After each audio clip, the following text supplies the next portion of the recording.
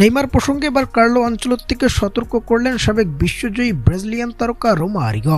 Brazilian গণমাধ্যম গ্লোবোকে দেওয়া এক সাক্ষাৎকারে নেইমারকে দলে নিতে বলে আনচেলত্তিকে কি উদ্দেশ্য করলেন তিনি।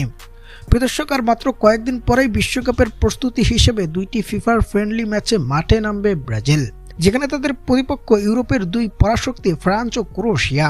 আর এই দুই প্রতিপক্ষের বিপক্ষে ব্রাজিলের একাদশে ডাক পাওয়ার কথা থাকলেও শেষ পর্যন্ত আবারও ছিটকে গেছেন নেইমার জুনিয়র। মূলত একাদশে ফুল ফিট নেইমারকে চান কোচ কার্লো আনচেলত্তি।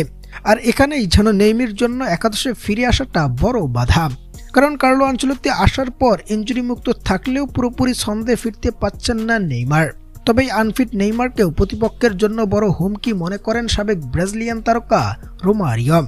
সম্প্রতি একটি সাক্ষাৎকারে 1994 বিশ্বকাপ জয়ী এই ব্রাজিলিয়ান তারকা জানিয়েছেন, বিশ্বকাপ জিততে হলে অবশ্যই নেইমারকে দলে নিতেই হবে আনচেলত্তির। নেইমারের মতো একজন অভিজ্ঞ তারকা দলে থাকা মানে তার সবসময় প্রতিপক্ষের জন্য বড় ভয়ের কারণ।